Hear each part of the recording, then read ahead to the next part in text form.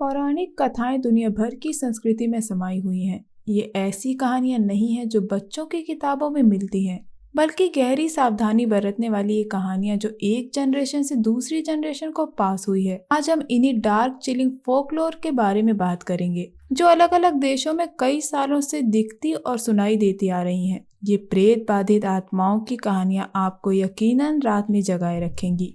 Hello everyone, I am Rimita and welcome to another episode of midnight alone. दोस्तों, video start करने से पहले मैं आप सबका बहुत बहुत धन्यवाद करना चाहती हूँ, क्योंकि अभी जो लेटेस्ट मिडनाइट अलोन का एपिसोड मैंने बनाया उसको आप सब ने बहुत सारा प्यार दिया और मिडनाइट अलोन शो का ये पहला ऐसा वीडियो है जिसमें इतना सारा प्यार देखने को मिला है। तो आप सबका बहुत बहुत धन्यवाद। तो चलिए निकल पड़ते हैं आज की इस डार्क चिलिंग फोकलोर की हॉरर कोस्टर राइड पे।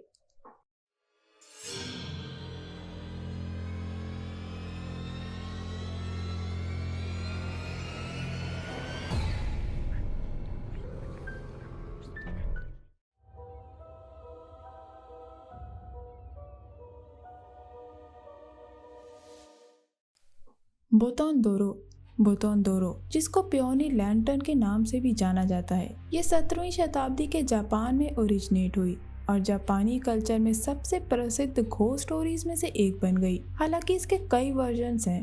ओबोना की पहली रात, जो कि एक जापानीज फेस्टिवल है जिसमें पूर्वजों की आत्माओं का सम्मान किया जाता है, उसमें एक विधवा समुराई अटसुयु नाम की खूबसूरत महिला से मिलता है और जल्दी उस समुराई को उस औरत से प्यार हो जाता है। वो हर रात मिलते थे जब तक कि सुबह नहीं हो जाए।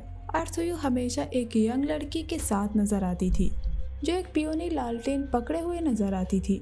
जल्द ही किसी का शक बढ़ जाता है और उन पर जासूसी होने लगती है। तब ये डरावना सच पता लगता है कि अटसुयु एक कंकाल है।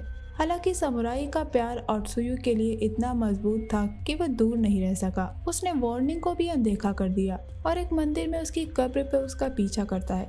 अगले दिन उसकी बॉडी उस औरत के कंकाल के साथ मिलती है। अटसुयु की ये प्रसिद्ध लोक कथा कई जापानीज पेंटिंग का सब्जेक्ट बनी रही है और इसको काबुकी प्ले में भी डेवलप किया गया था। बोतोंदोरो का ओरिजिन जापान से मिलता है और फ्राइट मीटर पे इसका लेवल मीडियम है। जैसी जाटेर गोरानी पौराणिक कथाओं में एक महत्वपूर्ण व्यक्ति का नाम है। ताओ और कैराना के 7 श्रापित बच्चों में से एक। जैसी जाटेर का मतलब है चांद का एक छोटा सा टुकड़ा। ये अपने भाइयों में सबसे यूनिक था। इसका अपीयरेंस किसी मॉन्स्टर की तरह नहीं था। ये ज्यादातर जंगली एरिया में बसता है। माता पिता अक्सर अपने बच्चों को बिहेव करने के लिए डरावनी कहानियां सुनाते हैं। माना जाता है कि जैसी जाटरे उन बच्चों की तलाश में सड़कों पे घूमता है जो सोने की बजाय खेलते हैं। जैसी जाटरे का अपीयरेंस ज्यादातर लंबे हल्के रंगों के बालों वाला छोटा बच्चा बताया गया है जो एक बच्चे के रूप में दिखाई देता है। हालांकि कुछ लोगों का कहना है कि वह एक छोटा आदमी जैसा दिखता है। इसके हाथ में जादू की छड़ी होती है जो बच्चों की आंखें बाहर निकालने से पहले उन्हें कैदी बना लेता है ताकि वो अपने घर वापस न जा सके। जैसी जाटरे का ओरिजिन पैराग्वे में मिलता है। जैसी जाटरे की फोकलोर फ्राइट मीटर पे हाई लेवल पे है। मेक्सिको की सबसे मशहूर कहानी ला llorona के आसपास ही घूमती है, जिसको वीपिंग वुमन यानी रोती हुई औरत भी कहा जाता है। कोई नहीं जानता कि ये कहानी कहाँ से जन्मी, लेकिन ये मेक्सिको के परिवार को तब से डराती आ रही है। ला llorona की कहानी सोर्स टू सोर्स वैरी करती है, लेकिन जो कहानी ज्यादातर मानी जाती है वो ये है कि ला llorona एक बहुत ही सुंदर औरत हुआ करती थी जिसका नाम मरिया था। उसके पति ने जब उसे छोड़ दिया तो वो गुस्से से भर गई और उसने अपने बच्चों को नदी में डुबा दिया, जिसके तुरंत बाद उसको अपनी गलती का एहसास हुआ और अपने पाप को पलटने के लिए उसने खुद को ही नदी में डुबा के मार डाला। माफी मांगने की बजाय वह अनंत काल तक नदी के किनारे भटकने के लिए श्रापित है, जहाँ वो दूसरे बच्चों को किडनैप कर उन्हें दुश्मनी के कारण नदी में डुबा के मार देती है। कहा जाता है कि अगर आपने उसका रोना सुना तो आपका सामना भी उसी डरावनी लेडी से होगा और जल्द ही आपका नसीब भी वैसा ही हो जाएगा। ला llorona के कई फॉर्म्स मैक्सिकन आर्ट में कई सालों से रिप्रेजेंट किए गए हैं, जिसमें फिल्म, पोएट्री, थिएटर और लिटरेचर भी शामिल है। ला llorona की फोकलोर का ओरिजिन मैक्सिको से हुआ है और फ्राइट मीटर पे इसका लेवल हाई है। मैंने ला llorona पे बनी movie curse of weeping woman को एक्सप्लेन किया है, जिसको आप ऊपर के आई बटन को प्रेस करके देख सकते हैं। तो अगर आप रात में नदी के किनारे किसी औरत के रोने की आवाज़ सुने तो वहाँ से तुरंत भाग लीजिएगा। एल चुपकाब्रा, एल चुपाकाब्रा की कहानी 1995 में पुर्टो रिको से शुरू हुई, जब मवेशी पे कई हमले हुए। जानवरों की गर्दन के चारों ओर घाव थे, जिससे खून बहता हुआ दिखाई दिया, लेकिन उन जानवरों की मौत को एक्सप्लेन नहीं किया जा सका। कहा जाता है कि चुपाकाब्रा जानवरों पे हमला करके उनका सारा खून चूस लेता है। ये एक वैम्पायर की तरह है। इसका अपीयरेंस किसी हेवी क्रीचर की तरह है। इसकी पीठ की हड्डी गर्दन से लेके इसकी पूंछ तक जाती है। आई विटनेसेस ने इसे सबसे पहले पुर्टो रिको में देखा था।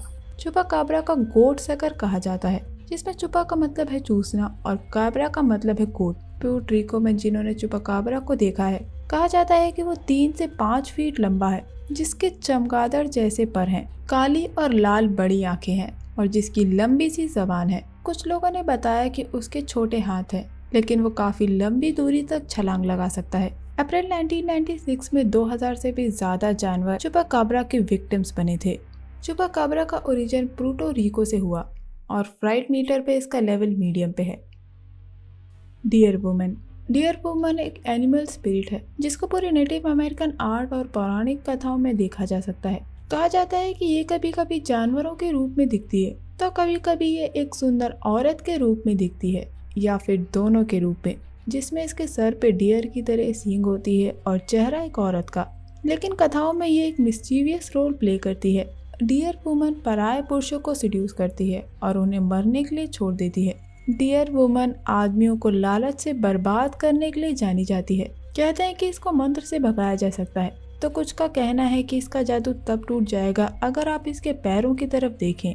अगर हम दूसरे ट्रेडिशन को माने तो डियर वुमन के देखे जाने को वार्निंग की तरह बताया जाता है। डियर वुमन में सिरिन और सकीबस दोनों के लक्षण देखे जाते हैं। अगर आप सकीबस डीमन के बारे में जानना चाहते हैं तो आप ऊपर आई बटन पे प्रेस करके देख सकते हैं। मैंने टाइप्स ऑफ डीमन पे एक सीरीज बनाई है, जिसको आप ऊपर के आई बटन पे प्रेस करके देख सकते हैं।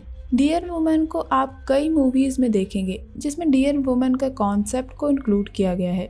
डियर वुमन का ओरिजिन यूएस में हुआ है और फ्राइट मीटर पे इसका लेवल मीडियम टू लो है। तो दोस्तों, ये थे 5 चिलिंग फोकलोर दुनिया भर से। मैं बाकी के फोकलोर को पार्ट 2 में इंक्लूड करूंगी, तो इसके पार्ट 2 आने का इंतजार करिएगा। आपको और भी कई सारे फोकलोर देखने को मिलेंगे। तो दोस्तों, ये था मेरा आज का मिडनाइट अलोन का episode 5 chilling folklore across the globe. उम्मीद करती हूँ आपको ये वीडियो पसंद आया होगा। अगर आपको मेरी वीडियोस पसंद आते हैं तो मेरे चैनल को लाइक, शेयर और सब्सक्राइब जरूर करिएगा। तो दोस्तों, चलिए मिलते हैं मिडनाइट अलोन के एक और इंटरेस्टिंग एपिसोड के साथ। तब तक के लिए अपना बहुत ख्याल रखिएगा। Stay safe, keep hunting, lots of love.